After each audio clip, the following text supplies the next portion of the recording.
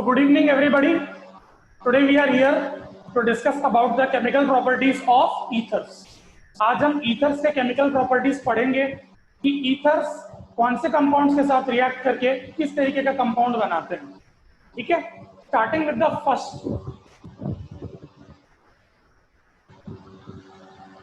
The first property is bond cleavage of CO bond.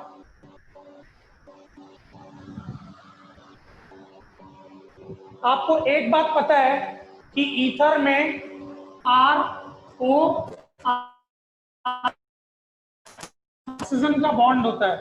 अब जब carbon और oxygen का बॉन्ड का ब्रेकेज होगा तो किस तरीके के कंपाउंड बनेंगे ये मैं आपको बताने वाला हूँ. ओके, तो let's see when the carbon oxygen bond breaks what type of compounds are formed. ठीक है, तो ईथर्स है ये आपका HX के साथ रिएक्ट करते हैं. HX क्या होता है? Hydrogen halide. ठीक है, हाइड्रोजन हैलाइड के साथ जब रिएक्ट करेंगे तो आप याद रखना it will form ROH that is alcohol and RH that is alkyl halide. मतलब कि ईथर आपका हाइड्रोजन हैलाइड के साथ रिएक्ट करेगा और अल्कोहल फॉर्म करता है प्लस अल्काइल हैलाइड फॉर्म करता है. ठीक है, होता क्या है जनरली ध्यान देना, ये जो आपका R और O है ये आपका जो बॉन्ड है R-O ये ब्रेक होता है. ये बॉन्ड जैसे ही ब्रेक होता है ये R- आपका सीधा जाके X के साथ रिएक्ट होता है. मैकेनिज्म ध्यान से समझो. ओके, R जब बॉन्ड ऐसा ब्रेक होता है तो क्योंकि O being the more electronegative atom partially negative हो जाता है और अल्काइल ग्रुप क्योंकि कार्बन कंपाउंड है लेस इलेक्ट्रोनेगेटिव है पॉजिटिवली चार्ज होता है. तो डेफिनेट सी बात है कि ये जो पॉजिटिवली चार्ज है ये आपका नेगेटिव चार्ज के साथ रिएक्ट करेगा दैट इज HX. HX में नेगेटिव क्या है? X आपका नेगेटिव होता है, H आपका प्लस होता है. राइट, तो R' आपका X के साथ रिएक्ट करके अल्काइल हैलाइड बनाता है और RO नेगेटिव कंपाउंड है H प्लस के साथ रिएक्ट करता है और ROH अल्कोहल फॉर्म करता है. ठीक है, ये होता है mechanism bond cleavage of CO bond का. जैसे कि फॉर एग्जांपल CH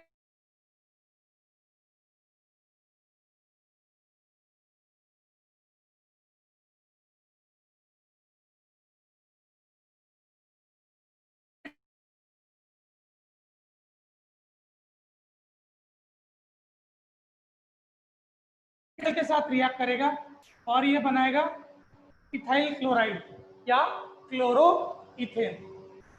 ठीक है, ये एक एग्जांपल है bond cleavage of CO bond का. ठीक है, एक एग्जांपल एरोमेटिक कंपाउंड के फॉर्म में भी मैं ले सकता हूं.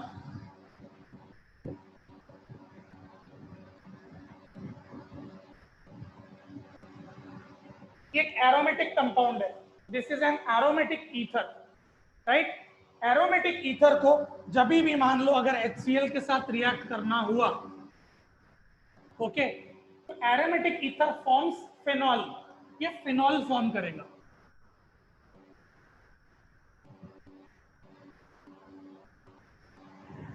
ये OH और CH3Cl. तो इस तरीके से बॉन्ड क्लीवेज में आप देख सकते हो क्या हो रहा है, अल्कोहल फॉर्म होता है और अल्काइल हैलाइड फॉर्म होता है. Please note down.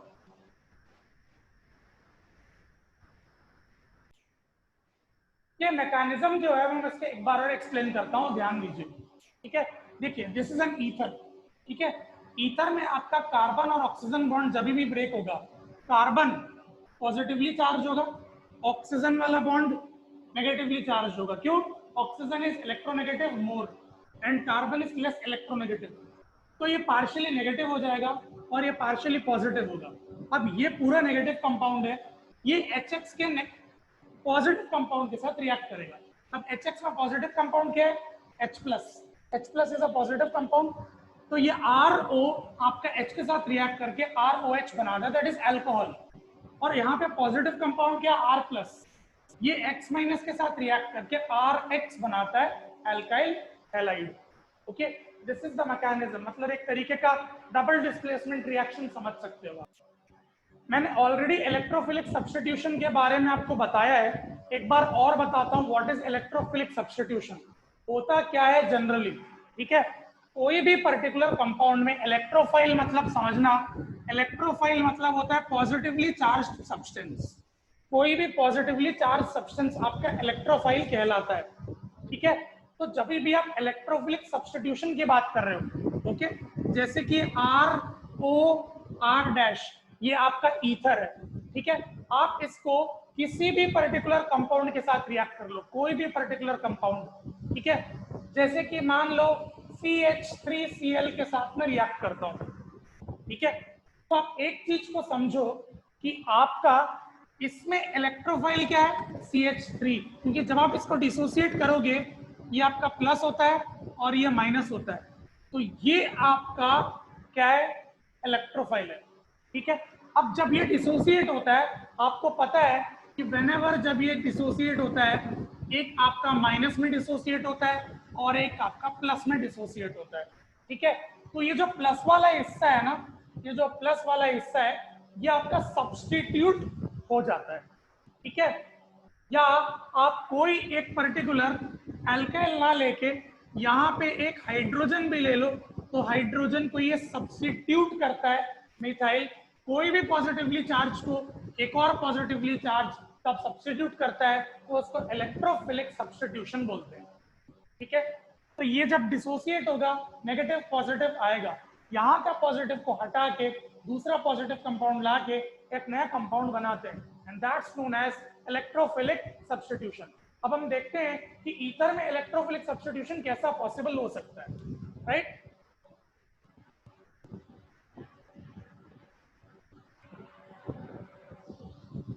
तो सबसे पहला है हैलोजनेशन। ओके, अब आपके पास एक एरोमेटिक ईथर है लाइक दिस, ये बेंजीन है, ये O है, ये CH3। ठीक है, ये एरोमेटिक ईथर को हैलोजनेशन मतलब कोई भी हैलोजन के साथ आप रिएक्ट करते हो, से Br2 ब्रोमीन मान के चलते हैं। ओके, तो आपका जो कंपाउंड फॉर्मेशन होगा वो क्या होगा, ये आपका बेंजीन है, ये O है, ये CH3 है, ये एज इट इज रहेगा, लेकिन यहाँ पे कहीं ना कहीं आपका हाइड्रोजन है, यहाँ पे कहीं ना कहीं आपका हाइड्रोजन है, तो ये हाइड्रोजन को रिप्लेस करता है आपका ब्रोमीन। ठीक है, तो आपका ये बनाता है ब्रोमीन, ये ऑर्थो पोजीशन है। ओके, माइनर कंपाउंड है। आपको इसके अलावा एक और कंपाउंड बनाता है, दैट इज OCH3, और क्योंकि ये ऑर्थो है, ये मेटा है, तो ये पैरा पोजीशन हो जाएगा, तो यहाँ पे bromine. I have already told you, if there is an ortho compound there will be definitely a para compound. में होते हैं, ऑर्थो आपका हमेशा माइनर होता है और पैरा आपका मेजर कंपाउंड होगा, राइट। तो इस हिसाब से आपने देखा कि हैलोजनेशन में या ऑर्थो का हाइड्रोजन या पैरा का हाइड्रोजन सब्स्टिट्यूट होके आपका एक नया कंपाउंड फॉर्म होगा। ठीक है, तो ये सबसे पहला इलेक्ट्रोफिलिक सब्स्टिट्यूशन में हैलोजनेशन है। ठीक है, इसको प्लीज आप नोट कर लीजिए। Friedel craft alkylation. Okay, Friedel craft नाम सुनते ही आपके दिमाग में आना चाहिए एनहाइड्रस एल्यूमिनियम क्लोराइड, ये आना चाहिए दिमाग में फ्रीडल क्राफ्ट समझते ही।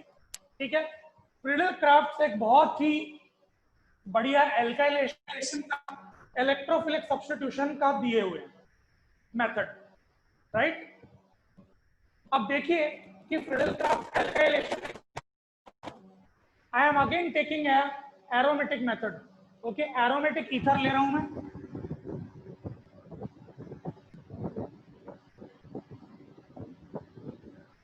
और आप इसको एल्काइल हैलाइड के साथ रिएक्ट किए, रिएक्ट विद एल्काइल हैलाइड।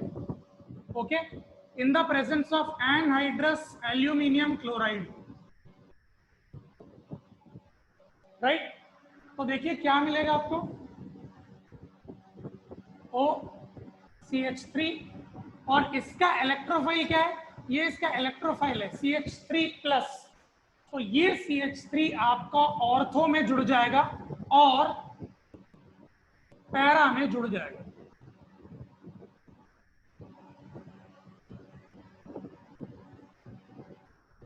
ठीक है, this is ortho, a minor compound, this is para,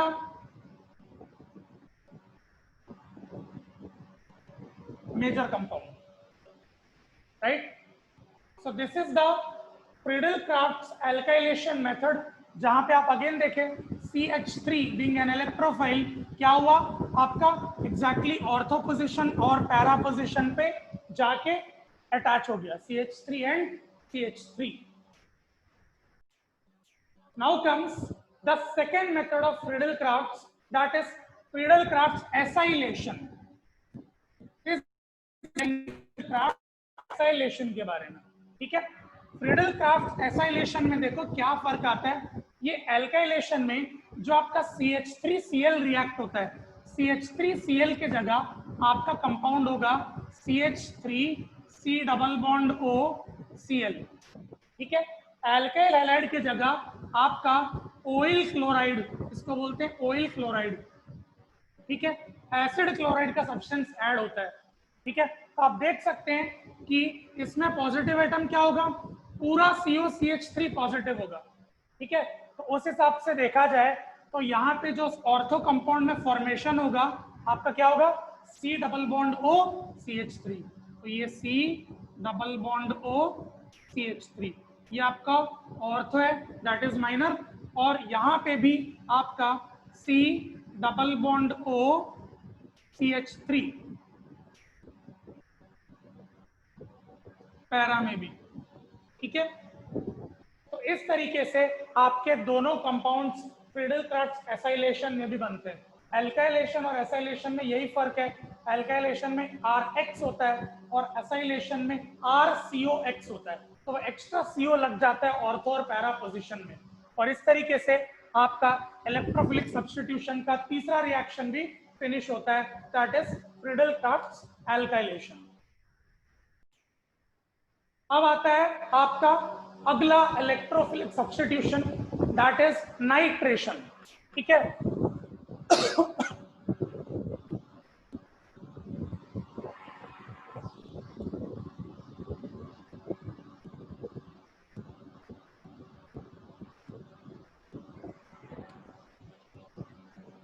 nitration शब्द सुनते ही अगेन नाइट्रेशन दिमाग में आते ही आपको आपके दिमाग में लाना पड़ेगा concentrated HNO3, concentrated nitric acid, ठीक है। तो आपका जो ईथर है वो कंसंट्रेटेड नाइट्रिक एसिड के साथ रिएक्ट करेगा in the presence of anhydrous AlCl।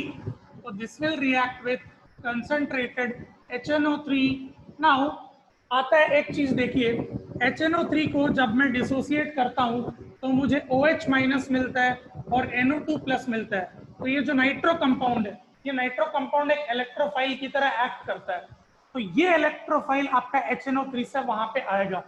तो जो भी ऑर्थो पोजीशन है, ऑर्थो पोजीशन पे आपका NO2 आएगा और पैरा पोजीशन है यहाँ भी आपका NO2 आएगा। तो इस हिसाब से आपके दोनों कंपाउंड्स फॉर्म होंगे, दैट इज ये आपका ऑर्थो कंपाउंड है माइनर और ये आपका पैरा कंपाउंड है मेजर, ठीक है। नाइट्रिक एसिड याद रखना है और इलेक्ट्रोफाइल क्या होता है, NO2, ठीक है। This you need to remember, this is the fourth electrophilic substitution, ठीक है। So this was ultimately the last reaction of electrophilic substitution, and with this we are finished with chemical properties of ethers, and ethers के खत्म होने से हमारा alcohols, phenols और ethers class 12th का complete chapter का थ्योरी फिनिश हो जाता है, ठीक है। हम अगले क्लास में इसके बेस पे क्वेश्चंस कर सकते हैं, राइट।